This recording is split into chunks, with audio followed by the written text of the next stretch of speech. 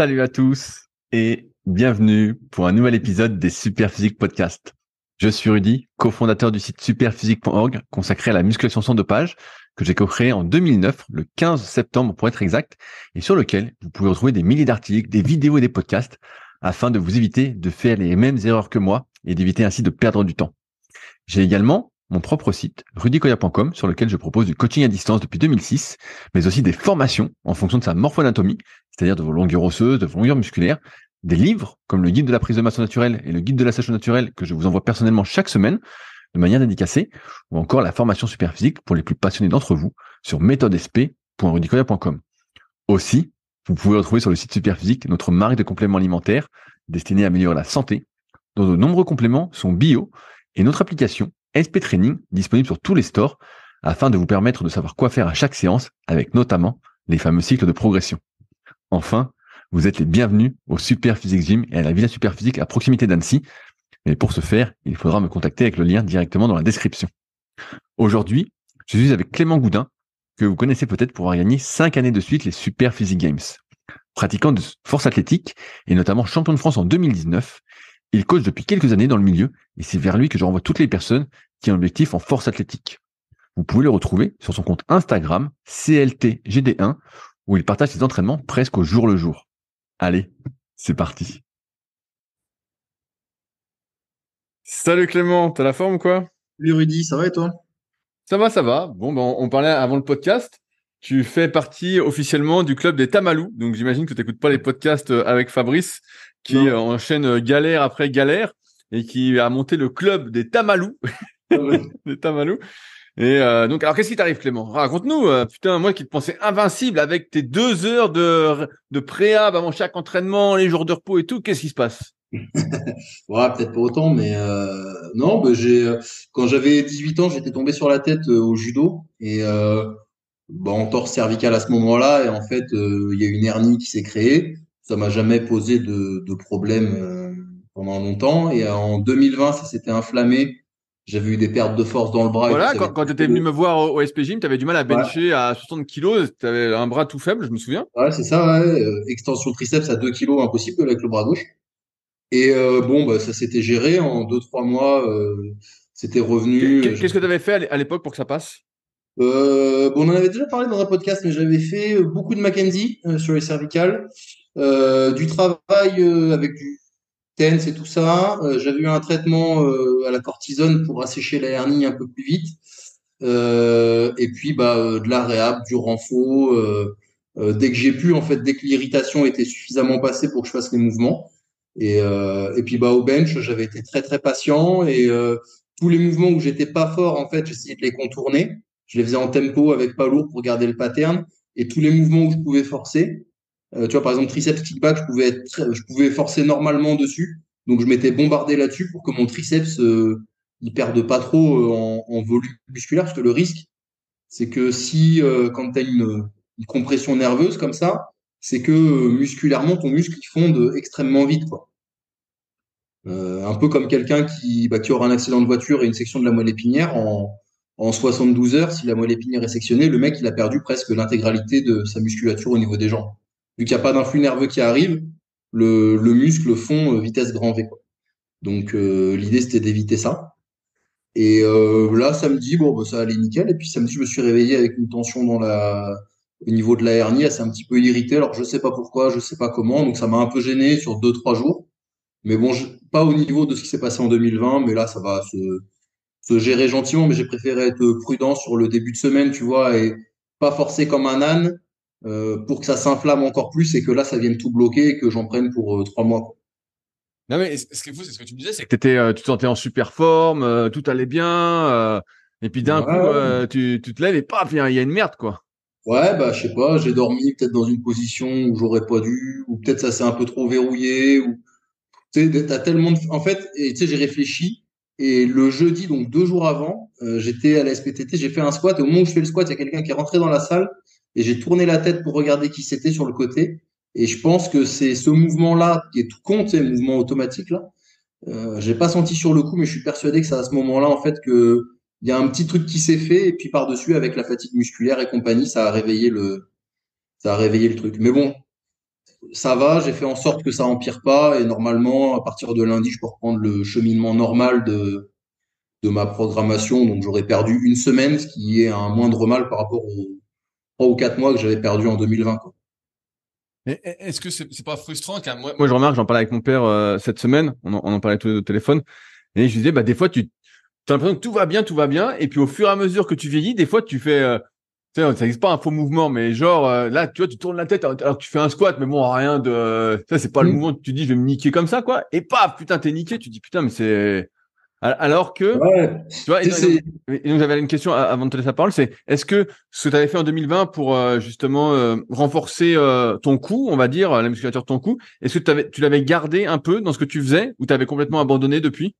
non, je l'avais réduit, mais du coup, bah, je vais en remettre plus. Et le problème, tu vois, c'est ce qu'on disait la dernière fois, c'est-à-dire que, tu sais, tes besoins, bon, bah, ils évoluent et on avait mis le paquet sur la hanche et puis machin et les pecs et tout. Et en fait, tu peux pas tout faire. Donc après, tu gères un petit peu les priorités. Et c'est vrai que j'avais réduit un petit peu tout ce qui était cervical. Bon, bah, faudra en remettre. Et puis voilà, quoi. C'est sûr que plus le temps passe et plus c'est exigeant. Et en fait, c'est de plus en plus d'efforts pour de moins en moins de résultats. Mais bon, c'est aussi, c'est aussi un petit peu comme ça le sport. Puis c'est comme ça pour tout le monde. Si tu veux rester compétitif, faut se donner les moyens, quoi. Bah, je sais pas si tu suis un peu les autres sports. Je sais pas si on parlait de sport, notamment du foot. Moi, j'écoute pas mal l'équipe. J'aime bien les présentateurs, ils sont assez marrants. Et bref, et dedans, souvent, tu sais, ils parlent de foot. Et quand les gars ont 35, 36 ans, ils disent, ah bah les mecs, c'est normal qu'ils soient blessés, ils commencent à être vieux, ils vont moins vite, faut les ménager, tout ça. Et donc moi, j'écoute ça, comme on a pris le même âge, tu dois avoir un an de moins que moi, je vais avoir 36. Et ça me fait sourire, je me dis, mais attends, ils sont jeunes les gars, ils ont pas grand-chose quand même. Et dans le sport de niveau, on voit que quel que soit le sport, en fait, vers 35, 36 ans, t'es considéré comme vieux, et souvent les gars arrêtent leur carrière, parce qu'en fait, physiquement, pas que dans le foot, hein, dans Ouais, d'autres activités, en fait, leur corps les lâche, ou du moins, ils n'ont pas, je peux pas dire le courage, mais l'envie et le temps de faire plein de travail pour pas avoir mal. Parce que finalement, ne pas c'est avoir surtout ça. mal, ça devient un entraînement, quoi.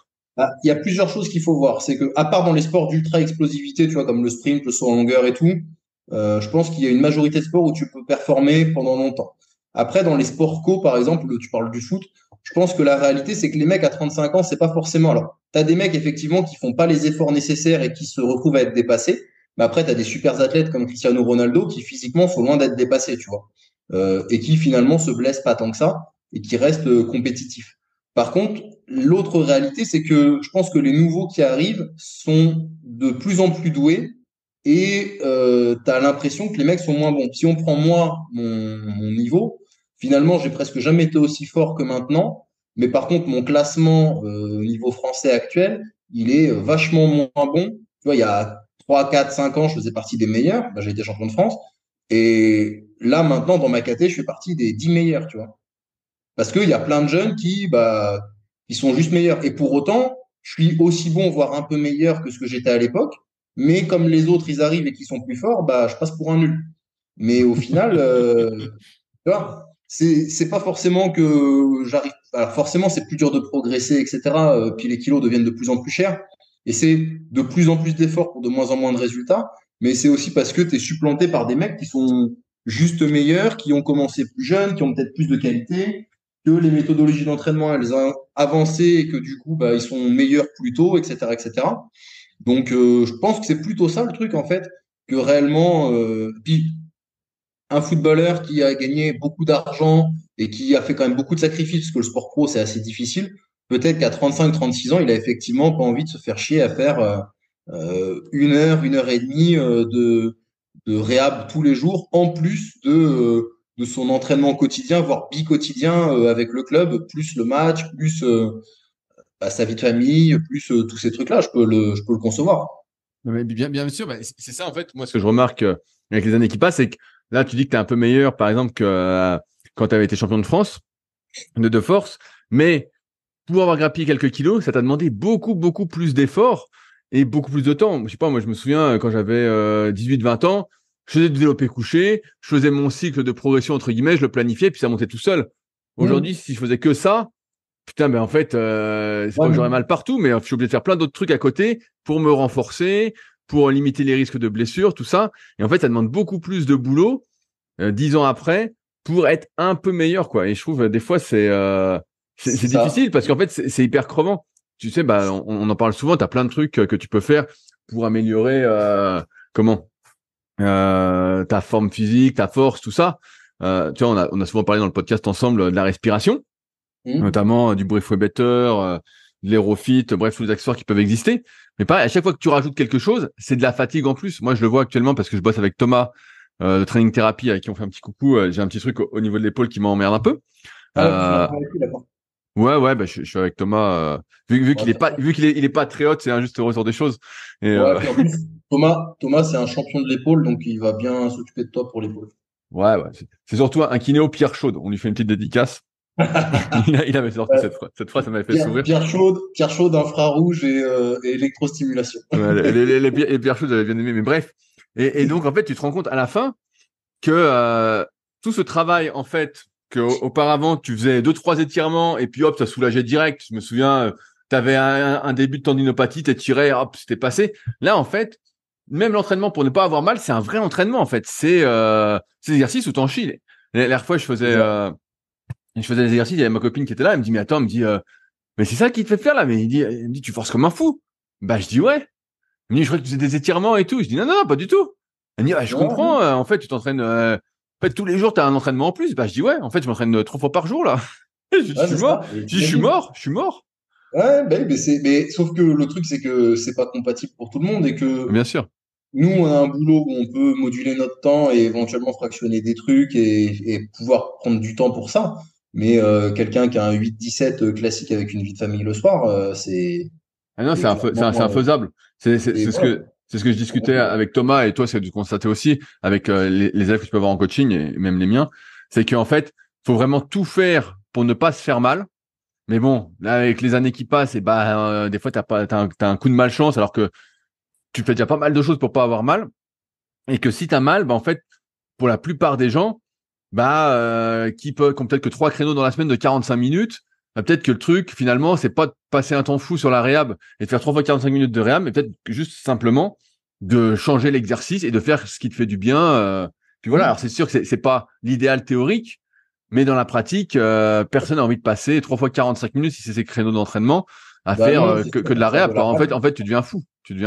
Ouais, puis c'est pas, enfin, on va pas se mentir, les petits exos, coiffe des rotateurs, machin, enfin, je vois très bien le type d'exo que tu peux avoir éventuellement.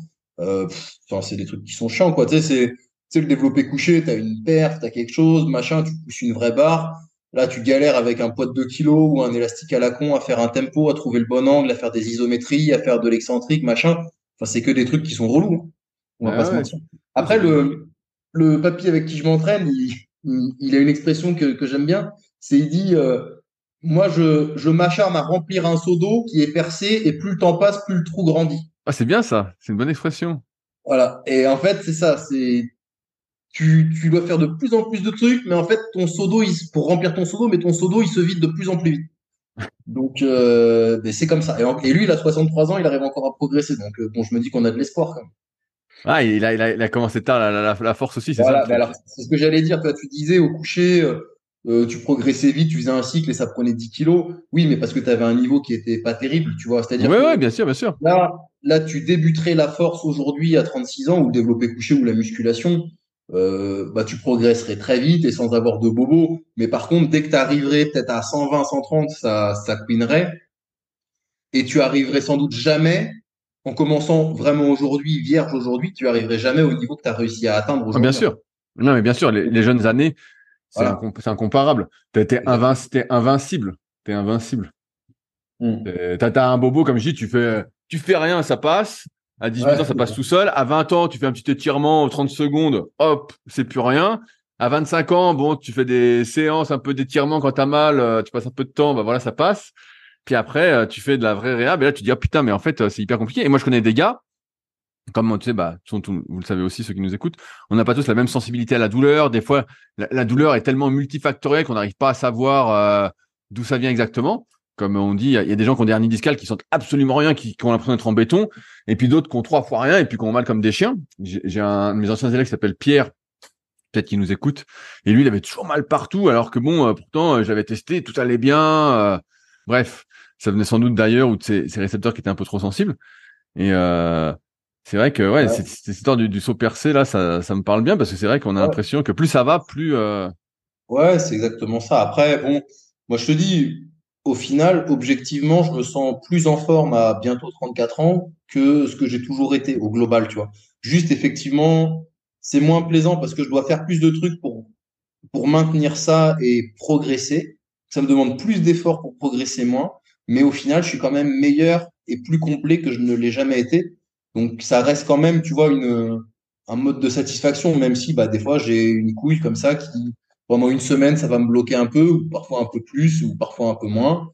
Mais aussi avec l'expérience, tu vois, un truc comme ça me serait arrivé il y a 3 ans, j'aurais dit, bon, vas-y, c'est pas grave, je vais m'entraîner quand même. J'aurais forcé comme un âne et ça se trouve, je me serais massacré. Là, peut-être que j'ai été trop prudent en décalant ma semaine, en faisant cool, etc. et en adaptant toute la semaine. Mais à la limite, je préfère être prudent et perdre une semaine plutôt que de prendre le risque, même si c'est un risque, je sais pas moi, qu'à 70 ou 80% ou 60% ou même 50, que de prendre le risque d'aggraver le truc et en fait d'être bloqué pendant 4 mois ou même pire parce que bah mine de rien, une hernie, que ce soit cervicale ou lombaire, etc. Ça peut être lourd de conséquences si le disque est éjecté ou si vraiment il sort trop, etc., etc. Si tu passes sur le billard, derrière, c'est fini. ah ouais, non mais moi je me souviens de Romain Picoguiro, donc tu connais bien Romain, qui avait été Oui. champion du monde de squat que j'avais coaché à un moment.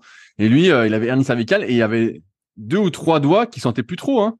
Vraiment, Ouais. donc donc là ça fait un moment qu'on n'a pas parlé de ça, mais quand je l'ai au téléphone, on discute et ouais, mais lui il faisait plein d'exercices de renfort de cou, justement pour que ça tienne et tout. En plus il faisait un squat, tu te souviens, avec la tête un peu de travers tout Donc le temps. t'es tout tordu, t'es tout tordu, Ouais, quoi. et t'es tout tordu et putain, ça faisait un peu flipper, hein, parce que là, quand c'est les cervicales, t'arrives pas. Et Bah, donc, j'avais une question, c'est comment t'as adapté ton entraînement alors cette semaine? Est-ce que t'as continué quand même à faire les 3 mouvements, ou est-ce que t'as sauté des exercices euh, carrément, ou est-ce que t'as mis plus léger, est-ce que t'as fait plus de cardio? Comment t'as compensé? Normalement, donc j'étais censé faire une séance lourde lundi avec un gros squat, un gros bench et de la muscu. Donc lundi, j'ai fait 30 minutes de zone 2 sur vélo et des petits exos en circuit training en série de 15 que sur des machines guidées. Et ensuite, j'ai fait un sauna. C'est tout. Juste vasculariser un peu en fait et faire un sauna, mais j'arrivais presque pas à bouger. Mardi, j'ai rien fait parce que j'étais juré BPGEPS ma journée. Encore? T'as donné Ouais, des diplômes? T'as donné des diplômes ou quoi? c'était les rattrapages là. Ah merde, et alors, tu les as donnés ou pas? Tous sauf un. Ah merde, t'en as saqué un, pourquoi tu l'as saqué? Bon, je l'ai pas saqué, mais c'était pas Tu voulais pas conforme. qu'il soit à ton niveau de coach, quoi, c'est ça? Tu le voulais pas parmi les Voilà, tiens, quoi. c'était pas conforme aux exigences. Je pense que, tu vois, moi, quand j'évalue quelqu'un comme ça, un coach ou quoi, je me dis, est-ce que cette personne, est-ce que je confierais ma mère ou un de mes proches à cette personne pour un coaching? Tu vois, est-ce que je me sentirais rassuré de confier ma mère à cette personne-là, tu vois? Bon, bah là, à la fin, je me suis dit, bah non, parce que il y avait trop de choses qui allaient pas, trop de choses qui étaient incohérentes et tout. Et je peux pas donner un diplôme de coach à quelqu'un si moi-même, je suis pas en mesure de lui confier quelqu'un qui m'est proche, tu vois. Bien sûr. Là, ça serait malhonnête. Donc, du coup, c'était pas à la hauteur selon mes critères et puis selon les critères de l'examen aussi, hein. Donc, du coup, c'est pas passé. Bon. Et donc, bref, mardi, bon, j'ai fait ça toute la journée, et donc j'ai pas pu m'entraîner, donc et puis ça allait très bien. Et mercredi, j'ai fait un petit SBD tranquille à la sensation, avec un petit volume et pas des grosses charges. Et aujourd'hui, j'ai fait comme lundi, donc 30 minutes de zone 2, 30 minutes de circuit training en série de 15 et un sauna. Et demain, je ferai un SBD un peu plus lourd pour voir un peu où j'en suis et ce que je peux faire. Et j'espère pouvoir, samedi, dimanche, rien. Et lundi, j'espère pouvoir reprendre le cours normal de ce qui aurait dû être prévu cette semaine. Est-ce que tu as déjà mis en place des exercices là pour ton coup? Ouais, ouais, avec Simon, bah du coup, donc Simon, bah, je l'ai contacté dès dimanche. On a commencé à mettre des choses en place dès dimanche. Alors dimanche, j'étais très irrité, donc il n'y avait pas grand-chose à faire. J'ai dû immobiliser la tête tellement j'avais mal. Et à partir de lundi, j'ai pu commencer à faire des petits exercices, des petits mouvements. Donc d'abord basé sur du Mackenzie, Lundi, j'ai eu un rendez-vous kiné, donc on a travaillé avec ma kiné pour relâcher un peu tout ça, etc. Et là, j'ai refait un rendez-vous kiné et avec Simon, on fait évoluer les exercices au jour le jour en fonction de ce que je peux faire. Là, ma capacité de mouvement, elle est un peu supérieure. Donc, on est toujours sur du Mackenzie. On a rajouté des petites isométries, mais pas trop douloureux, enfin pas trop fortes, tu vois, plutôt des isométries antalgiques. Et puis, bah, petit à petit, on va faire évoluer pour que ça rentre dans l'ordre, quoi. Je crois me souvenir, à l'époque, tu avais fait un peu de, comment ça s'appelle, Du Pro temps. FTS. Ouais, Pro FTS, tu avais fait, non? J'avais fait du Pro FTS, mais j'en fais toujours du Pro FTS, mais plutôt pour mon iliocostal et pour toutes mes composantes rotatoires sur les obliques, l'iliocostal et compagnie pour le dos. Ok, ouais, Donc, donc là, pour le coup, t'en es pas encore là, alors. non. Et pour ceux qui savent pas, du coup, Pro FTS, donc c'est des enroulements à l'élastique. Donc, en fait, vous placez un élastique que vous enroulez contre vous, alors à différents endroits en fonction de ce que vous voulez travailler, et vous réalisez des mouvements contre cette contrainte élastique. Et en fait, en gros, bah, l'élastique cherche à vous faire tourner dans un sens et votre système va chercher à aller contre cette rotation. Et donc, du coup, vous allez venir activer des zones et des muscles que vous activez pas forcément en temps normal ou que vous sous-activez ou alors des zones que vous voulez renforcer et développer. Dans les Bien grandes sûr. lignes, c'est ça. Ouais, c'est parce qu'en muscu, pareil, Fabrice l'avait expliqué un moment, c'est que souvent tu fais des mouvements que dans un sens, quoi. Tu n'as jamais d'exercice en rotation, des inclinaisons, c'est rare aussi. Souvent, c'est face arrière, quoi. C'est tout, hein. Mais Donc, pour ceux que ça intéresse, j'ai fait un live avec bah, Simon et Thomas de Training Therapy hier sur mon Instagram. J'ai mis la vidéo en réel là sur mon Instagram. Ça tu, dure tu, 1 heure. Et c'est tu peux rappeler ton Instagram?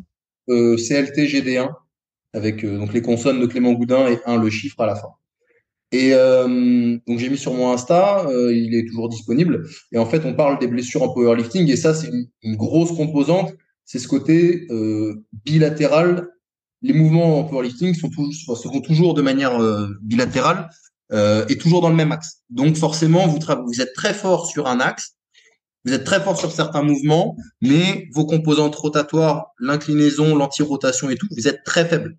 Donc en fait, dès que vous sortez un tout petit peu du pattern idéal, soit parce que vous avez une compensation, parce que vous avez mal à un genou ou ailleurs, vous vrillez un tout petit peu, et en fait, vous êtes très très fort, mais sur une structure qui est très très faible. Donc forcément, ça peut pas bien se passer.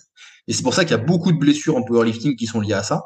Et on en parle énormément dans le podcast avec notamment des exercices axés là-dessus sur la rotation, l'anti-rotation et bah, l'importance de le renforcer, l'importance du travail en unilatéral pour éviter les compensations et limiter un petit peu tout ça. Donc pour ceux que ça intéresse, je vous invite à aller voir ça. C'était relativement intéressant de mon point de vue. Eh ben, j'irai voir. J'ai vu que t'es passé. Je suis passé vite fait sur le live, mais j'avais une mauvaise connexion hier, donc j'ai pas pu tout écouter. Donc, Ouais, la connexion est pas terrible. Il y a des moments avec Simon, nos voix se superposent, c'est un petit peu désagréable. Mais bon, ça c'est les aléas de la connexion Internet.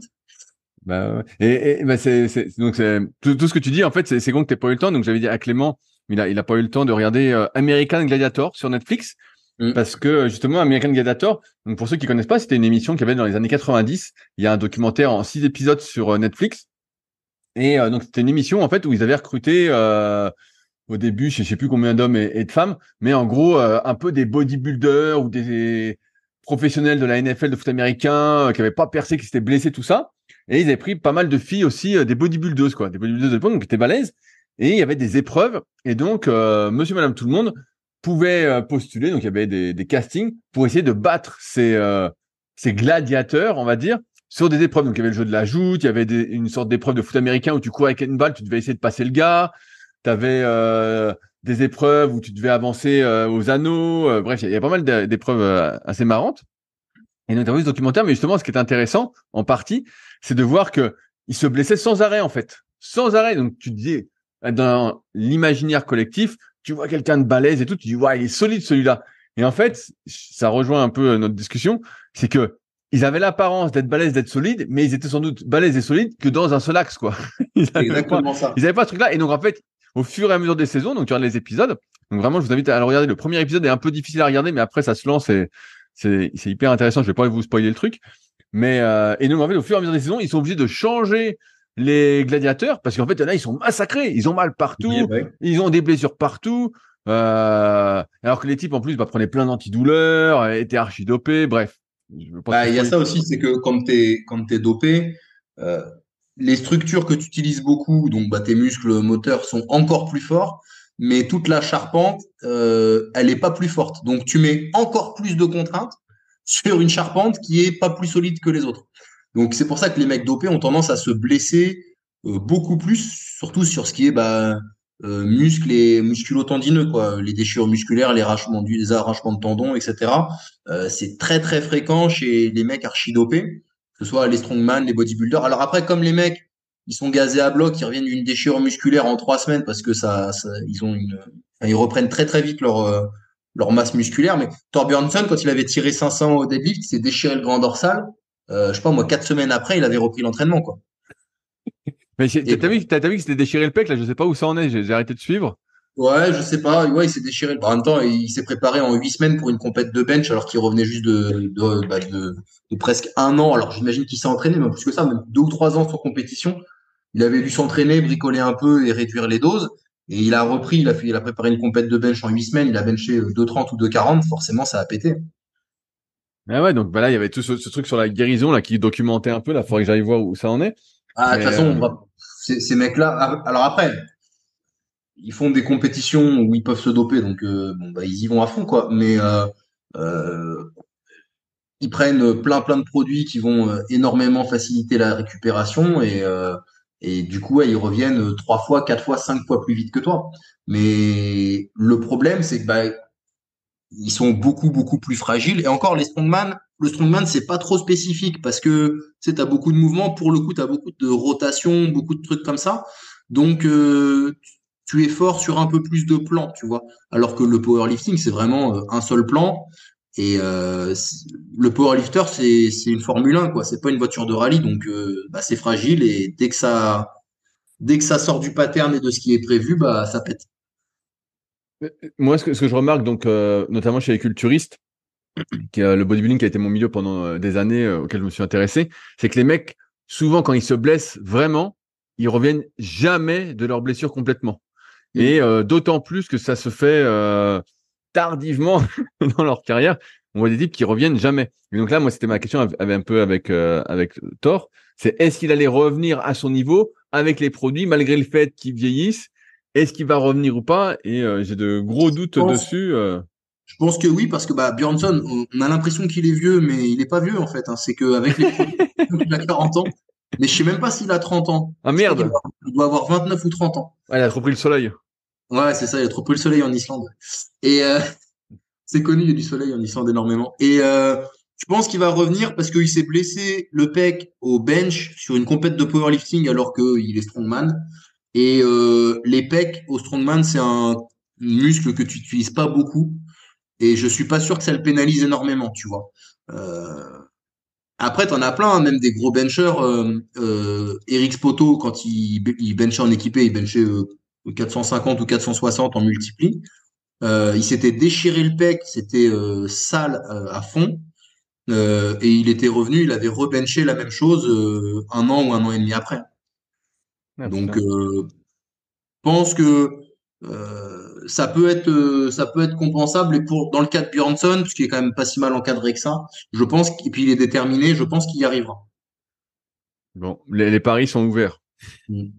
Après, dans le body, il y a aussi le truc, c'est que tu t'arraches un biceps, Ah, et ça se voit là, t'es nickel là. ta symétrie, elle est foutue, quoi. Tu peux retourner sur scène, si t'as un biceps qui est pas symétrique, tu perds des points, quoi. Bien sûr.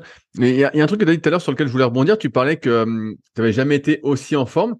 Est-ce que tu n'attribues pas ça aussi au fait que tu fais beaucoup, entre guillemets, plus de cardio qu'auparavant? Tu vois, je sais qu'une fois par semaine, tu fais Ouais. une sorte de circuit cardio à basse intensité. Avant, tu faisais pas du tout. Pareil, tu fais pas mal de marches. J'ai pas l'impression que tu en Mm. faisais beaucoup aussi auparavant. Est-ce que ta Euh, meilleure forme globale est pas due en partie à tout ce travail C'est cardio? attribuable à beaucoup de choses. C'est-à-dire que quand je suis passé à 100% coaching à distance et à mon compte, ça m'a permis de mieux gérer mon emploi du temps avec moins de contraintes, parce que j'avais un autre boulot à côté. Enfin, avant, j'avais un boulot à plein temps, ensuite un boulot à temps partiel, et ensuite je suis passé à 100% sur mon truc. Ah, il est professionnel, le type, ça y est. Et bah, ça fait un moment maintenant, mais donc déjà ça a changé quand même pas mal sur la gestion de mon rythme de vie, aussi bien au niveau du sommeil que au niveau de mon organisation et du temps d'entraînement que je pouvais dédier. Je peux vraiment moduler mes entraînements comme je veux, donc ça c'est quand même bien et ça me permet d'avoir du temps en plus pour certaines choses. Donc ça, c'est la première chose. Il y a eu effectivement le développement de la qualité des capacités cardiovasculaires. Donc ouais, 1 à 2 fois par semaine, ça dépend des fois. Plus effectivement les marches, j'essaye de, même si c'est pas un truc optimal, mais de marcher pour de vrai les 8 10 000 pas tous les jours parce que je sens que ça me fait du bien et j'aime bien, tu vois, je vais écouter un podcast, je vais écouter de la musique, je marche un peu, j'aime bien, tu vois. Ou après une séance, tu vois, tu fais une grosse séance, derrière tu vas marcher un peu, ça permet de redescendre, c'est agréable. Donc c'est des choses que je fais en plus. Et puis bah la réhab avec training thérapie, hein, où j'ai quand même gagné beaucoup plus de capacité de mouvement. Tu vois avant, bah je m'asseyais, je sais pas moi, sur ma chaise de bureau pour me relever, j'avais mal à la hanche, j'avais le genou qui tirait, le dos, machin et tout. Plus de raideur, etc. Tous ces trucs-là, ça s'est un petit peu éliminé, donc ça permet de d'être un peu mieux, de pouvoir forcer un peu mieux dans ta vie de tous les jours. Tu te sens plus mobile, moins raide, moins douloureux. Et en fait, tous ces petits trucs-là qui sont mis bout à bout, alors c'est difficile de dire qu'est-ce qui est lié à quoi. Et je pense que c'est un petit peu tout.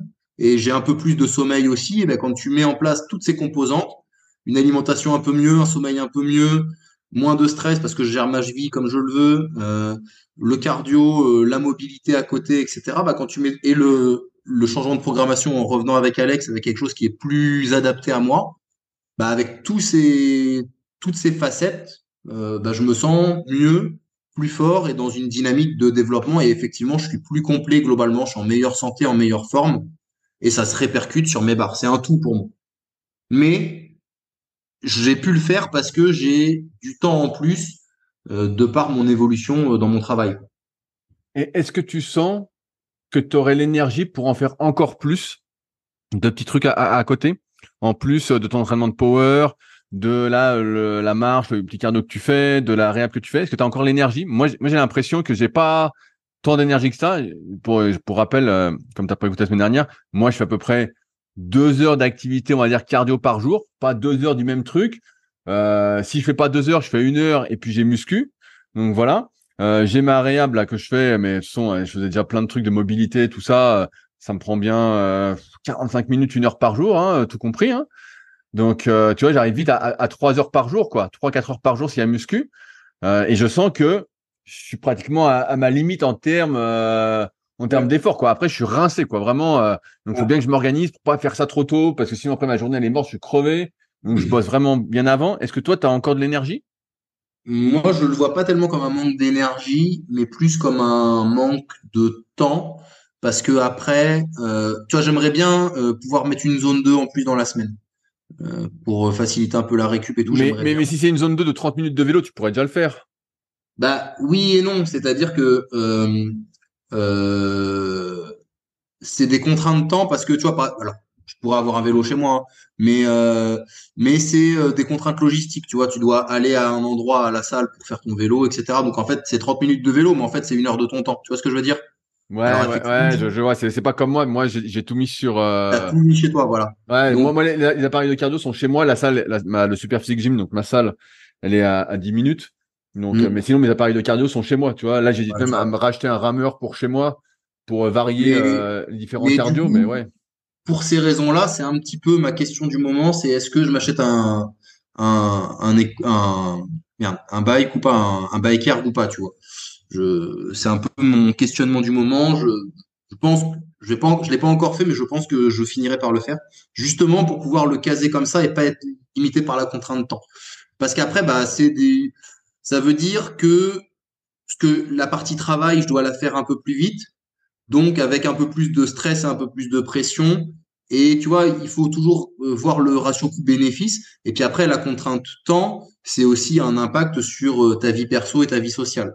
Et je Bien veux pas sûr. non plus que cet impact, tu vois, parce que ça, j'ai déjà fait à une époque entre guillemets, tout faire pour tout optimiser dans ma vie et tout, en réduisant peut-être un peu la vie sociale, machin et tout. Et en fait, tu deviens barjot. Et finalement, ce que tu as gagné en faisant plus, bah, tu l'as tellement perdu par la contrainte psychologique que, en fait, t'es pas gagnant sur Ouais, et puis le. évidemment, t'es pas meilleur. T'es pas. Surtout, donc toi, t'as un bien meilleur niveau que moi, mais surtout que Là, comme tu l'as dit, tu t'entraînes beaucoup pour gagner un petit peu. Tu sais très bien que tu seras plus champion de France, que les sélections équipes de France, ça sent quand même le roussi maintenant, vu les gars qu'il y a devant.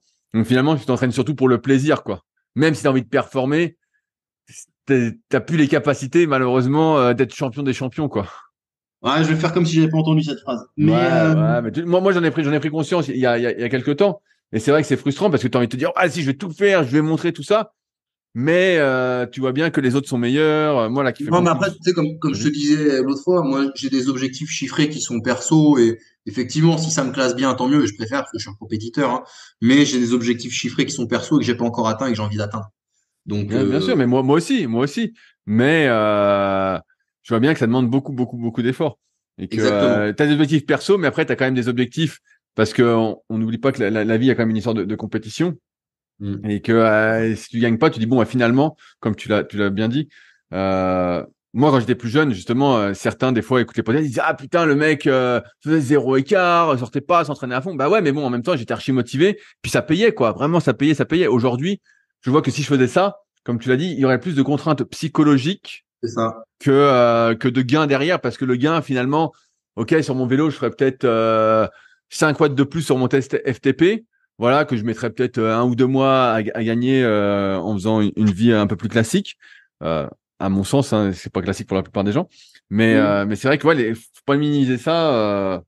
Et en plus, Ah, je vais rebondir sur un truc que tu as dit, c'est moi j'aime pas travailler dans le stress. Moi j'aime bien ouais. prendre mon temps. J'aime bien faire les choses de manière correcte dans ma vision des choses. Quand j'écris un article, j'aime bien être posé pour un article. Dès que je suis pressé ou que j'ai un rendez-vous, et c'est Ça pour me ça que saoule. j'aime bien qu'on fasse les podcasts assez tard ensemble. Ça me laisse le temps de faire plein plein de trucs en fait. J'ai le temps. Ce matin, j'ai écrit un article, me s'occuper de mes élèves. J'avais des trucs à gérer à la Ça. con après. J'ai pu lire, faire des recherches. Bref, j'ai pu m'entraîner aussi. Et c'est cool. Mais dès qu'il y a un rendez-vous, ça te met le stress et forcément derrière ton travail, carrément, mon travail est impacté. Dès qu'il y a un rendez-vous, C'est si ça. c'est Moi, pas en fin de journée, ça fout la merde. je sais que dans mon travail, tu vois, j'aime bien pouvoir être en mesure de faire du travail de qualité et j'aime pas travailler dans l'urgence, travailler dans le stress, euh, savoir que je dois avoir fini tel truc pour telle heure. Tu vois, s'il y a un truc, je sais que j'en ai pour 2 heures, et ben pour le faire. Si j'ai juste un créneau de 2 heures pour le faire, eh ben je vais courir un peu après la montre et tout. Alors que si je sais que j'ai un créneau de 2 heures et demie pour le faire, ben, je vais pouvoir le faire bien en prenant mon temps et tout. Et peut-être que je vais mettre 1h40 ou 1h50 hein, finalement. C'est pas pour autant que je vais mettre plus de temps pour le faire, mais le fait de savoir que potentiellement je peux prendre ce temps-là pour le faire, eh ben, ça me permet de le faire plus sereinement et de le faire mieux. Et ça, c'est quelque chose que j'ai pas envie de forcément perdre, tu vois.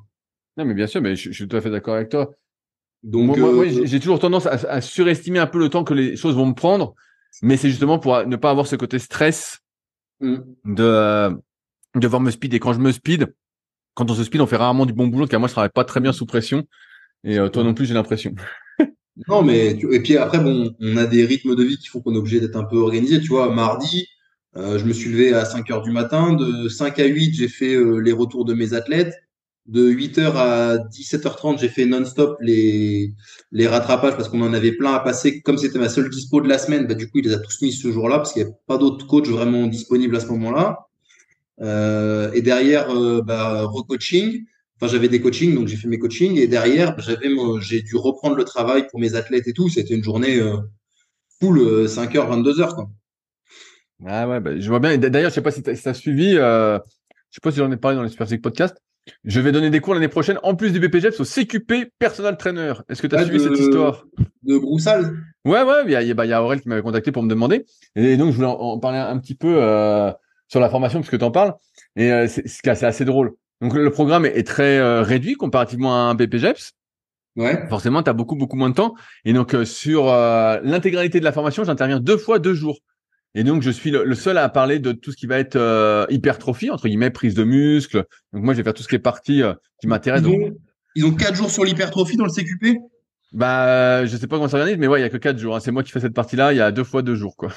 Ouais, donc bah oui, bah 2 fois 2 jours, ça fait 4 jours. 4 jours 4 jours sur l'hypertrophie, t'as intérêt d'être bon.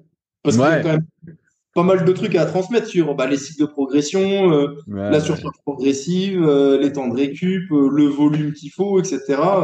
Alors, en théorie, euh, de ce que voulait faire l'école où je suis à Sport Léman, ils n'ont pas encore mis en place le CQP. Le CQP serait plus réservé aux personnes qui ont déjà pas mal d'expérience, qui sont déjà Ouais, dans la muscu en fait. Et il y aurait le d'accord. BPGEPS pour plus ceux qui sortent de l'école ou qui ont une licence STAPS par exemple, ils sont assez jeunes, pour un cursus un peu plus long.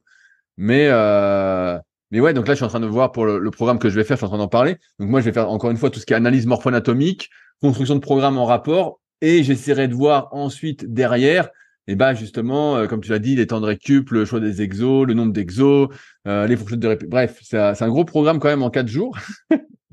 Mais j'ai hâte de voir en tout cas ce que ça va donner parce que c'est vraiment une formation accélérée quoi. Donc je sais pas, je m'attends à des personnes qui soient plus motivées que lors d'un BPGEPS, dans le sens où elles sont pressées, elles ont déjà peut-être 10-15 ans d'expérience en muscu, et j'espère ne pas me tromper. Ouais, bah, ce qu'il y a, c'est que si tu as une formation accélérée avec un mec qui a vu de la lumière et qui a 6 mois de muscu, Ah ouais, ça là va c'est pas. mort. Ah non, là, c'est Mais mort. par contre, effectivement, le gars qui pratique depuis 10 ou 15 ans, qui a de la bouteille, qui a beaucoup pratiqué et tout, et qui en fait veut juste un bout de papier pour légitimer son intervention, ça me va parce que la réalité, bon, c'est triste, mais tu as des mecs qui pratiquent depuis 15 ans, qui ont déjà donné, tu sais, des petits conseils à plein de gens, Bien sûr. etc., et qui sont beaucoup renseignés, qui sont 100 fois plus compétents pour coacher que des mecs qui, à 20 ans, passent un BPGEPS, ont à peine fait de la muscu et ont tout juste les perfs parce qu'elles sont très accessibles, hein. Bien sûr, bien sûr. Non, mais moi, j'en ai connu plein dans les salles, notamment dans ma première Oui. salle à Tremblay en France, des mecs qui avaient 10-15 ans d'entraînement. Les mecs pouvaient te faire un programme, pouvaient te coacher, pouvaient t'apprendre les exercices, pouvaient te faire des cycles, voilà, ni vu ni connu, quoi, hein. Rien qu'avec l'expérience, quoi. Donc, Bah, c'est sûr. Ben, en fait, alors je sais pas toi, mais moi, faire un programme de musculation dans ma tête, ça me prend 30 secondes. Ce qui oui, me moi prend le aussi. plus de temps, c'est de l'écrire. Oui, Alors, moi, ce qui prend le plus de temps, c'est de penser au cycle en oui, amont et ensuite de l'adapter semaine après semaine si ça se passe pas comme prévu. voilà. Mais voilà. Ah bah, de toute façon, alors après, bon, il y a toujours des profils différents. Tu vois, si on parle powerlifting et que je prends un mec qui fait du power depuis 10-15 ans, qui a déjà des petits bobos, qui a déjà des forces, des faiblesses, une manière de s'entraîner, etc., et des contraintes, le programme, il va me prendre du temps à être élaboré. Mais un mec lambda avec un niveau moyen, ça va très vite en fait. Tu vois un peu ce qu'il a fait, tu vois un peu son niveau, tu vois ses forces, ses faiblesses, ça va très très vite. Et après, tu fais évoluer. Alors effectivement, si tout se passe comme prévu, c'est très facile et ça va vite. Là où ça peut être un peu plus problématique, c'est bah, s'il y a un truc où il progresse pas trop, s'il y a un truc où il y a une tension ou une inflammation qui se réveille, etc. Où là, tu vas devoir adapter et ajuster. Mais un programme où tu n'as aucun ajustement à faire parce que le plan se déroule sans accroc, clairement, quand tu as des connaissances, un niveau de compétence et de l'expérience, ça va très très vite. C'est pour ça que les gens, pour moi, quand ils prennent un coaching, ils payent pas du temps de travail, ils achètent des compétences en fait. Bien sûr, bien sûr. Ils achètent l'expérience Mm. et le gain de temps qu'ils vont avoir à ne pas avoir à réfléchir, entre guillemets, à une problématique peut-être qu'ils vont découvrir et que toi, en tant que coach, forcément, moi, ça fait presque 20 ans que je coach, toi, ça fait peut-être presque 10 ans hein, que tu coaches, je sais pas Mm. exactement. Bah, avec l'expérience, le nombre de personnes qu'on a coachées, forcément, il y a plein de trucs, plus les problèmes qu'on a eu personnels Ah ouais, bah, sur ouais, bah, l'entraînement, qui franchement, font que on a déjà pas des solutions toutes prêtes, mais 90% des solutions à 95% des problèmes, quoi. honnêtement, moi, en tant qu'athlète, j'ai rencontré un certain nombre de problèmes.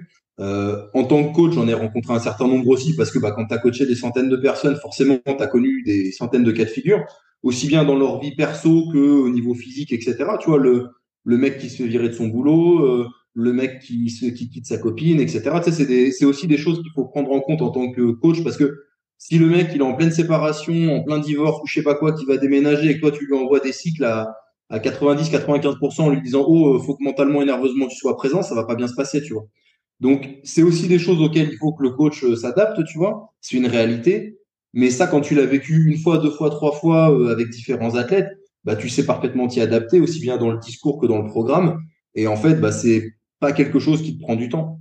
La première fois que ça t'arrive, voilà. Et au niveau des blessures, bah j'en parle dans le fameux live qui est sur Instagram du coup là dont on a parlé hier. En powerlifting, les zones un petit peu à risque, c'est quoi? C'est les genoux, les hanches, le dos et épaules pec. Grosso modo, c'est toujours plus ou moins ces zones-là qui ramassent un tout petit peu. Donc, bah, tu le sais. Donc, tu fais un petit peu de prévention sur ces zones avec différents exos. Selon la morpho-anatomie du gars, s'il est bréviligne, longiligne, tu sais si ça va plutôt être au niveau des genoux que ça va se passer ou plutôt au niveau des hanches et du dos. Et en fonction de ça, bah, tu adaptes la prévention. Et puis après, le jour où il y a un truc qui se présente, eh ben, tu modules le format, tu modules les intensités, etc. Mais ça, c'est quand tu l'as vécu et que tu sais le faire, c'est pas dur à faire en fait. Mais par contre, quand tu l'as jamais vécu, que tu n'y es jamais confronté, eh ben, t'as pas les solutions. Tu es devant des portes qui sont fermées. Ben ouais, non, non, mais il y a un autre truc que je voulais aborder avec toi. Là, tu parles de rajouter, si tu pouvais en tout cas, de la basse intensité dans ton entraînement. Pourquoi tu rajouterais pas de l'intensité, qui a de la plus haute intensité sur ton bike air ou sur une autre Et en fait, modalité de cardio?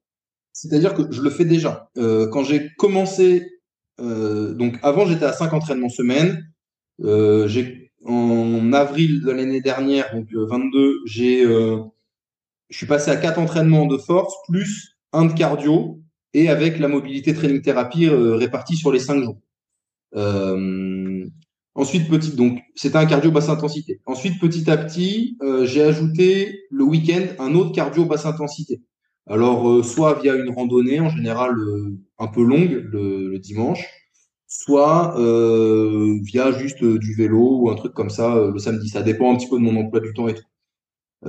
Et ce que j'ai fait, c'est que maintenant, mon cardio du mercredi, donc j'ai gardé le cardio basse intensité sur le samedi, et mon cardio du mercredi, j'ai un tout petit peu fait monter l'intensité. C'est-à-dire que je suis sur une intensité qui est un petit peu supérieure.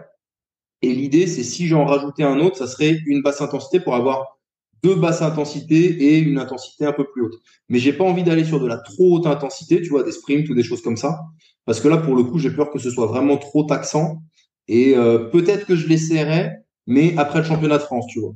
Ça fait partie des choses que j'aimerais éventuellement tester après le championnat de France, de faire deux basses intensités et peut-être une séance un petit peu axée sprint et haute intensité.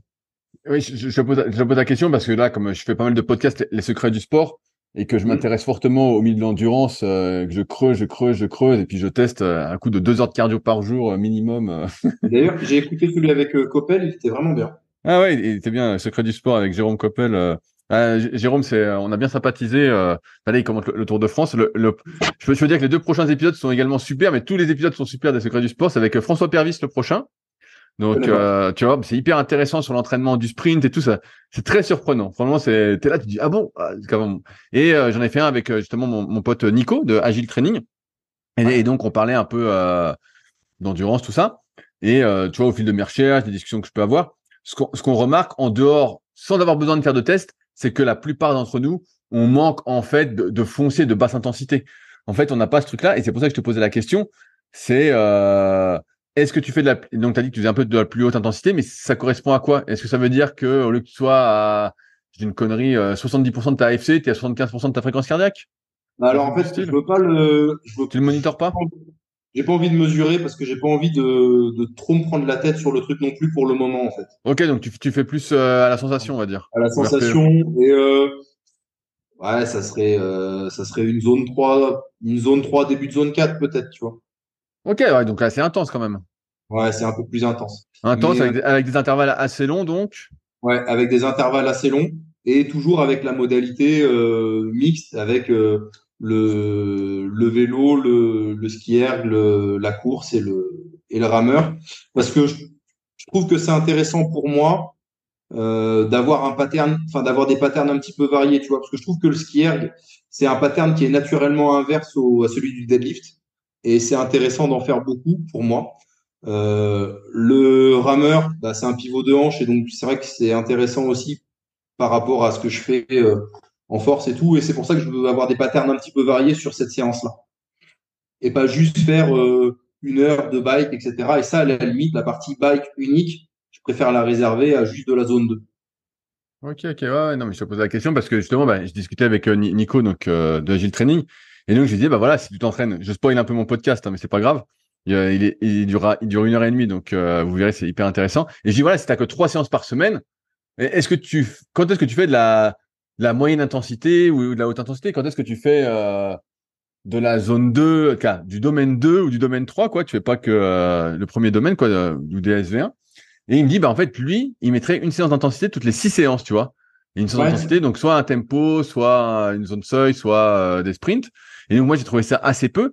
Et c'est vrai que, c'est pour ça que je te posais la question, c'est que moi, quand je viens de la muscu, j'ai toujours tendance à vouloir forcer, même si je vais pas à l'échec, pas loin en tout cas, et de se dire, là, finalement, ce qui nous manque, même sans faire de test, et si tu fais un test, tu en rendais compte, c'est qu'on a un seuil 1 tellement faible qu'en fait, si on faisait que de la basse intensité, on progresserait super bien, quoi.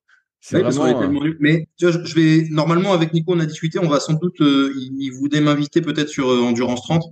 Donc Ah bah peut-être voilà. j'interviens, enfin on en discutera avec lui. Mais en force, par exemple, on n'utilise pas de RPE en dessous de 5. On Bien sûr. utilise les RPE de 5 à 10. Tu vois, ça n'existe pas en Exactement. fait. On considère que c'est des intensités d'échauffement ou qui sont pas intéressantes. Or, en course à pied, par exemple, ou vélo, etc., ils vont parler beaucoup de RPE 2, RPE 3, RPE 4, tu vois. Bien sûr, des trucs où tu as l'impression de rien glander, quoi. Alors que nous, ils n'existent pas. Tu vois, si on devait le transposer en force athlétique, bah, ça voudrait dire que moi, je ferais des triplés à 50-60%. Bien sûr. Je ne fais presque jamais ça dans mon entraînement. Jamais, jamais, jamais. Euh, Peut-être que ça aurait un intérêt, tu vois, pour développer du pattern, etc. Puis c'est vrai que ça te permet d'accumuler du volume gratuit, entre guillemets. Et ma curiosité, elle est piquée par ça et je serais intéressé de le tester. Mais bon, je me dis que j'ai pas forcément trop beaucoup d'années encore devant moi et que ça serait peut-être gâché de le tester, tu vois. Donc, je suis mitigé là-dessus. Mais je pense que ça peut avoir un intérêt potentiel pour faire du kilométrage, en fait, sur tes mouvements, avec un impact en termes de fatigue qui est hyper réduit parce que à 50 ou 60%, tu peux faire un 10 fois 3. Finalement, tu as accumulé beaucoup de volume, mais c'est pas un volume qui est Ouais, fatigant. après, il y a le fait aussi que quand tu mets lourd, t'as pas souvent, même si c'est le but, tout à fait le même mouvement que quand tu mets léger.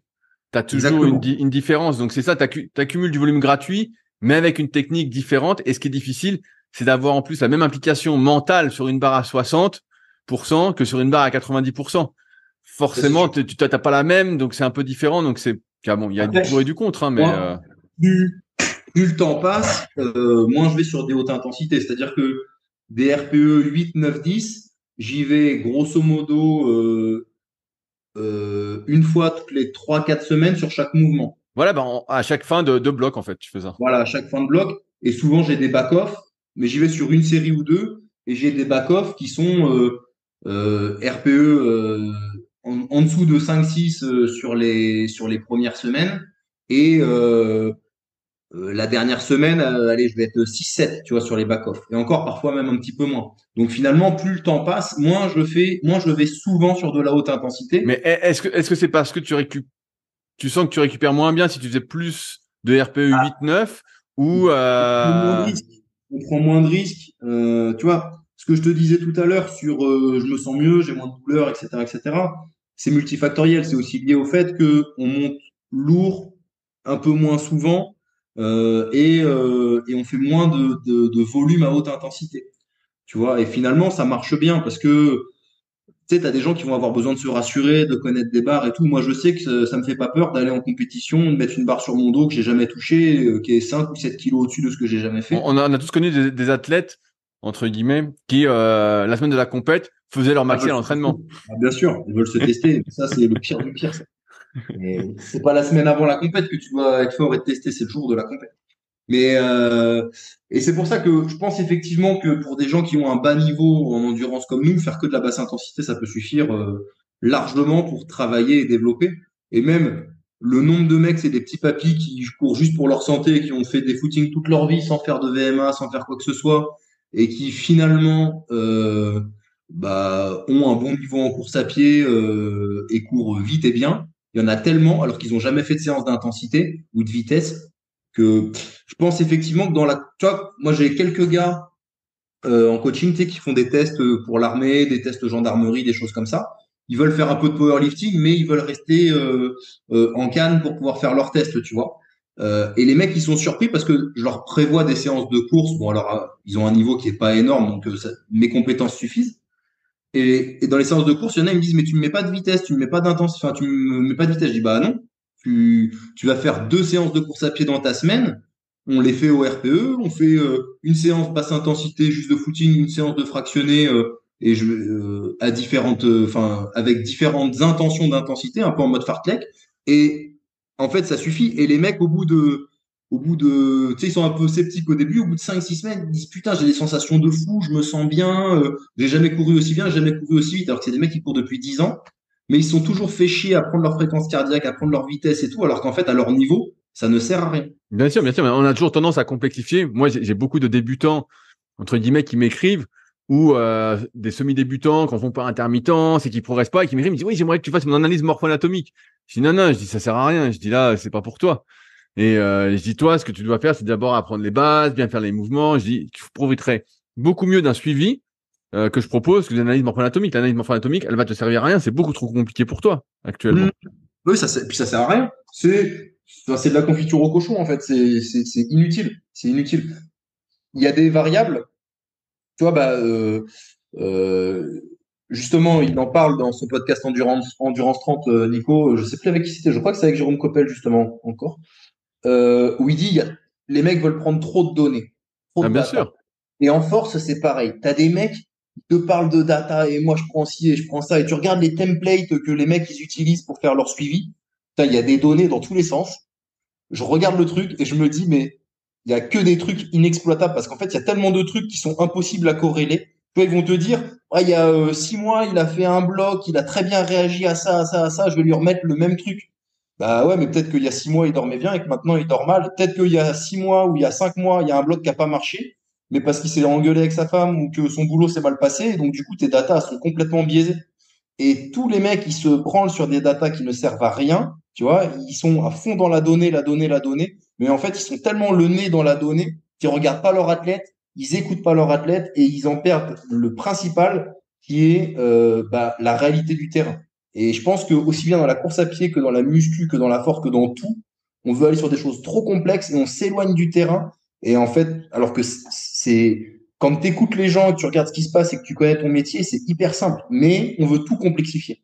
Mais bien sûr, bah, je peux te donner plein d'exemples là-dessus. En kayak, ils utilisaient à un moment, je sais plus comment ça s'appelle l'appareil, pour voir justement l'accélération que tu donnais au bateau à chaque fois. Sauf qu'en fait, Mmh. ça donnait genre, je dis une connerie, je dis, j'ai plus les chiffres en tête, hein. Mais par exemple, tu accélères le bateau de tant de mètres par seconde à ce coup de pagaie-là. L'autre séance un peu moins, là un peu plus. Et en fait, tu faisais rien de la donnée. Tu dis, bah ouais, mais on sait très bien qu'il faut accélérer le bateau. Donc je l'accélère de ça ou ça. De toute façon, je suis un peu niqué. Et moi, c'est un peu pareil quand j'avais fait un test, et c'est un truc que je me suis noté en plus aujourd'hui. Je me suis mis une question, c'est quoi le progrès? Parce que tu peux aussi te tromper et te concentrer sur l'amélioration des données euh, et te dire putain j'ai progressé en termes de seuil de ceci cela et puis tu fais ta compète et en fait t'as pas progressé quoi, tu vois. Et alors qu'à l'inverse, moi je me souviens j'avais fait je fais un test par an donc avec Sean Mmh. sur l'ergo kayak.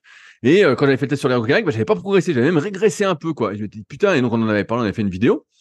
Et je dis, bah, j'ai pas progressé en termes de valeur physiologique, mais sur l'eau, j'ai gagné 30 secondes. Ouais, mais c'était peut-être aussi juste pas le bon jour pour Ouais, le là, test. voilà, Tu évidemment, vois. il y a la reproductibilité de gestes, mais il y a aussi le fait que des fois, tu te fais La chier avec des technique, données qui finalement reflètent oui. pas complètement la performance que tu vas faire. Ce qu'il y a, c'est que la performance, elle est tellement multifactorielle, tu vois. Alors, si on parle de compétition, tu as le facteur stress, tu as le facteur technique, les compétitions où tu as des adversaires, tu vois, tu as fait le podcast avec Mathilde pour le BMX, le facteur de que va faire l'adversaire, que va produire l'adversaire. Et en fait, tu as tellement de variables à la performance que la variable physiologique, effectivement, elle a une importance, mais c'est pas forcément la variable la plus importante. Effectivement, que parmi les meilleurs, ils ont tous, dans les sports d'endurance, une grosse VE2. Effectivement qu'en force, ils ont tous parmi les meilleurs une grosse force, un gros influx nerveux, etc. Mais après, il y a tellement d'autres trucs qui rentrent en compte, tu vois, en force, la gestion de ton stress, le choix des barres, etc. C'est pas forcément le plus fort qui gagne à la fin, c'est celui qui était le plus fort au standard de compétition, qui a le mieux géré son stress et le mieux choisi ses barres. Tu vois, c'est ce ratio de tous ces facteurs-là. Et chaque sport a ses composantes. Et peut-être que sur le kayak, tu as gagné 30 secondes parce que techniquement, tu t'es amélioré. Ou peut-être que ton test physiologique, tu l'as pas fait le bon jour. Il y a tellement de trucs qui peuvent venir biaiser un test que si tu restes le nez dans ta data, tu t'éloignes de tous ces autres paramètres qui sont autant des facteurs de performance que la physiologie finalement. Et à haut niveau, tu le vois, hein, dans le vélo ou ailleurs, c'est pas forcément les mecs qui ont les plus grosses VO2 qui font les meilleurs résultats en course, hein. Bien sûr, bien sûr. Bah non, mais je suis tout à fait d'accord avec toi. J'ai écrit un article il y a quelques semaines là-dessus sur le fait que j'avais enlevé ma montre. Avant, j'avais ma montre et je regardais absolument tout. Et puis là, ça fait un moment que je regarde plus grand-chose. Je regarde plus grand-chose. Mais c'est vrai que des fois, on se perd avec des datas qui n'ont pas de sens, quoi. Qui n'ont, Je pense que voilà, il faut pas. C'est bien d'avoir des datas. Voilà, C'est bien mais d'avoir des datas. faut les choisir et pas se disperser. Tu vois, dans le cardio, tu peux regarder plein de trucs. Tu peux regarder ta fréquence cardiaque, tu peux regarder ton taux de lactate, tu peux utiliser ton RPE, tu peux utiliser ton HRV, tu peux utiliser tes seuils ventilatoires. Bref, tu peux faire une liste, comment tu récupères entre les séries, ce qu'on appelle le HRR. Tu peux utiliser ta FTP, tu peux utiliser la puissance. Enfin bref, il y a des dizaines de trucs que tu peux utiliser. Mais à la fin, si tu utilises tout, bah, t'es paumé, quoi. Tu dis, alors que finalement, Tu tu te utilises concentres rien, ça sur s'appelle. un ou deux trucs. C'est Et ça. moi, j'aime bien deux trucs. Je trouve que deux trucs, c'est bien de ce que je peux lire, de ce que je teste. Mais au-delà, je pense que c'est beaucoup de complications pour pas grand-chose, quoi. C'est plus de Mais complications que de gains. tu veux que je te dise honnêtement, moi j'utilise un peu de data. Je regarde en gros les volumes, les tonnages et je le corrèle à la progression et au bobo. Tu vois? C'est-à-dire que pour moi, un mec qui progresse pas trop mais qui n'a pas de douleur sur un mouvement, je peux lui augmenter le volume. Par contre, s'il progresse bien, enfin le volume global, tu vois, en rajoutant une série ou en rajoutant des reps. Mais si je vois qu'il progresse pas trop mais qu'il a déjà des tensions, mais je vais peut-être pas trop toucher au volume, tu vois. Et en fait, c'est quasiment que ça que j'utilise et j'essaye de faire monter le tonnage parce que évidemment que ton tonnage et ton volume annuel, c'est ce qui va créer de la progression. Plus tu vas augmenter ton volume de travail et ton tonnage, plus tu vas a priori être en progression et susciter de la progression. Mais par contre, sans tomber dans l'extrême qui va créer de l'inflammation et des douleurs. Tu vois. En gros, moi, je regarde quasiment que ça en termes de data et je regarde eux leur ressenti. Ils ont un petit truc à remplir une fois par semaine sur le niveau de fatigue, le niveau de motivation Tu fais comme et un questionnaire de wellness, quoi. ouais, c'est ça, c'est un petit simplifié et ça me permet juste de jeter un œil. Si je vois que le mec il en a plein le cul, il est pas motivé, qu'il est fatigué et tout, c'est un indicateur quand même de fatigue. Et tu vois, en fait, c'est que ça. Et pour moi, et puis bah forcément les discussions que je vais avoir avec eux à la fin des blogs, souvent je leur dis bah comment tu t'es senti, comment t'es, est-ce que là t'es fatigué, est-ce que t'es bien, puis tes athlètes à force tu les connais, tu vois. Et au final, plus tu te mets à connaître les athlètes, quand il y a des mecs tu les as depuis 2 ans, 3 ans, 4 ans, les datas tu les regardes même plus en fait, parce que ça sert. Quand tu connais bien ton athlète, ça sert à rien la data, enfin à rien, à pas grand-chose du moins, parce que tu le vois réagir, tu sais comment il est, et t'as pas besoin d'un. Si tu le connais, que tu vois ce qu'il fait, bah t'as pas besoin d'un carnet pour voir qu'il est en train de cracher ou pour voir qu'il est en train de progresser, hein. Non, mais bien sûr, bah, je suis tout à fait d'accord avec toi, hein. Finalement, Et Alex, finalement, la communication ah reste la oui, base, quoi. Voilà. mais C'est pas plus la compliqué. la base de la base, c'est ça, c'est être proche de tes athlètes, être proche de ta discipline et connaître ta discipline et voir comment les gens réagissent et échanger avec eux, discuter avec eux. Si tu as le nez dans la data et que tu t'occupes pas de ces trucs-là, ça peut pas fonctionner. C'est impossible, c'est impossible. Et puis bah, de se baser sur l'essentiel, parce que tu vois, on parle là de la zone 2, du travail respiratoire, de la mobilité, machin et tout. Mais dans mon cas, bah, le travail principal, ça reste quand même faire du SBD, essayer de progresser là-dessus et faire monter mon volume là-dessus, tu vois. C'est ça l'objectif. Mais simplement, je sens que plus le temps passe, plus si je veux pouvoir durer, il faut que je sois capable de faire d'autres trucs parce que sinon, si je me spécialise trop, bah, je vais avoir de plus en plus d'emmerdes. C'est pour ça que je généralise un peu plus. Et en généralisant plus, bah, je progresse mieux finalement Oui, maintenant. oui, t'élargis ta base finalement au C'est lieu ça. de rester, de devenir de plus en plus spécialiste et de plus en plus restreint. Bah, c'est ça. Donc, je sais que les progrès, ils sont potentiellement moins importants, mais ils seront potentiellement plus durables. Et je serai en mesure de maintenir mon niveau déjà plus longtemps, d'avoir une baseline qui soit plus large et plus solide. Et plus ma baseline elle sera large, plus je pourrai, pendant un pic, pendant un pic de performance ou un affûtage, etc., aller chercher haut en prenant le moins de risques possible. Alors que, en étant beaucoup plus spécialiste, beaucoup plus agressif et tout, peut-être que je progresserai un peu mieux, un peu plus vite, mais par contre, ça serait beaucoup plus risqué. Et tu arrives à un moment donné où si tu te blesses vraiment, bah en fait, tu redescends et tu repères tout. En fait, l'enjeu pour progresser, à un certain moment, ça devient de prendre moins de risques et de ne plus se blesser. Ouais, bah, t'as bien résumé t'as bien résumé les choses. À la fin, de toute façon, comme on disait, celui qui progresse le plus, c'est celui qui ne se blesse pas. Et de toute façon, oui, la meilleure des réhab, c'est la prévention des blessures, c'est la blessure que tu n'as pas, hein.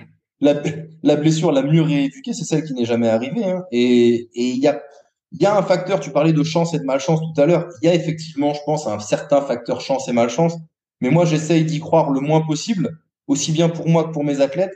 Parce que si je me dis que c'est un facteur malchance si mon athlète se blesse, ben, je me remets pas en question sur moi ce que j'ai produit et ma programmation, tu vois.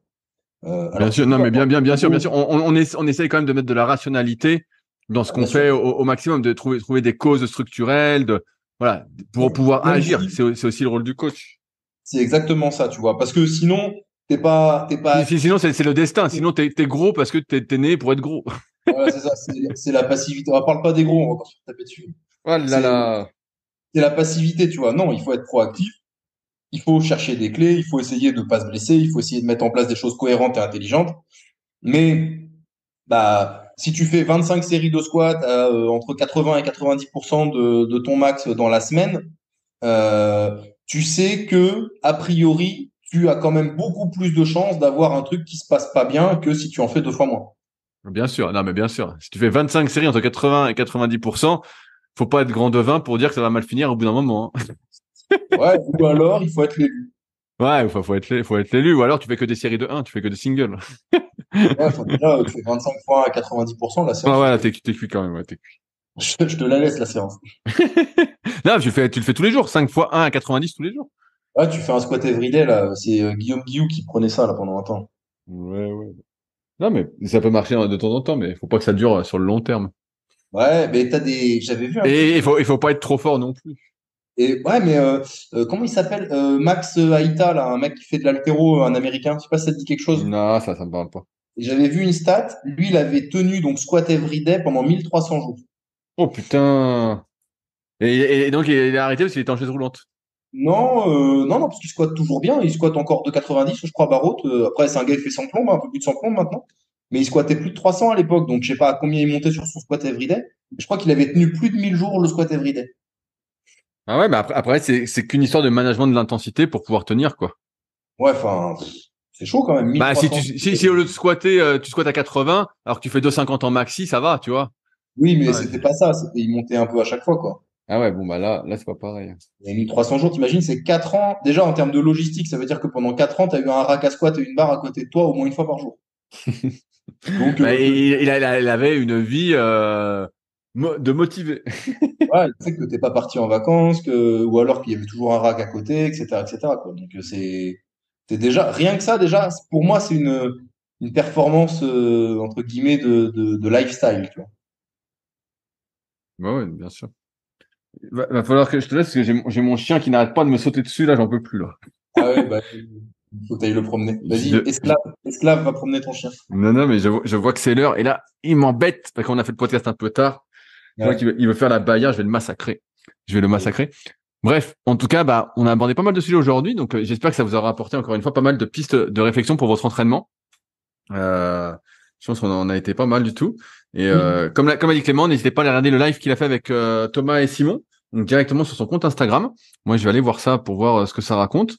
Et puis de toute façon, on espère que ça va aller mieux pour toi, Clément, et que dans un mois, tu nous donneras des bonnes nouvelles, comme quoi tu as fait 200 au coucher, et voilà, et que tu fais plus partie du gang des Tamalous. De son coucher dans un mois, non, mais je ne serai plus dans le gang des Tamalous. Mais par contre, si tout va bien, normalement, j'aurais fait un bon squat dans un mois, si les choses se passent Ah, bien. bon, Un bon squat. tu vas annoncer un chiffre pour mettre de la pression ou pas? Non, bah, je sais pas, c'est Alex qui décide, mais en gros, l'enjeu, c'est moi, je dois faire voler les premières semaines pour que lui, il mette de plus en plus lourd parce qu'il adapte à la semaine. Bien sûr. Donc, c'est à moi de faire le taf et de mettre que tout s'envole pour que lui, il ait envie de mettre des plus 10 quoi. Donc, Bon. je sais pas à combien ça va finir, mais la fourchette, c'est entre 2,40 et 2,50 sur un triplé. Allez, visons triplé à 2,50, et si dans un mois c'est pas fait, on te mettra un petit Ah, je gage. pense que Alex, il est conservateur, donc à mon avis, si tout se passe bien, ce sera 2,45. Mais bon, entre deux, ça va. Ouais. Allez, sur ce, on se retrouve dans un mois avec Clément, et nous on se retrouve la semaine Ouais. prochaine avec des nouvelles du Fab. Salut à Allez, tous. à bientôt, merci. Si vous êtes encore là, c'est que vous avez sans doute passé un bon moment. Si vous avez des questions sur les sujets que nous avons abordés aujourd'hui, ou que vous souhaitez nous en poser, ne vous priez pas, c'est avec plaisir dans la partie commentaires sur SoundCloud ou sur YouTube. Si vous avez des questions qui n'ont rien à voir avec les sujets abordés, par contre, cela se passe sur les forums Superphysique, qui sont les derniers forums de musculation du web et qui est également les premiers sur www.superphysique.org. Enfin, merci d'avance pour votre soutien, notamment à ceux qui laisseront des commentaires sur les applications de podcast, que ce soit Spotify ou Apple, avec évidemment la note de 5 étoiles sur 5. Je compte également sur vos partages sur les réseaux sociaux que je repartagerai avec plaisir. Sur ce, bon entraînement et à la semaine prochaine.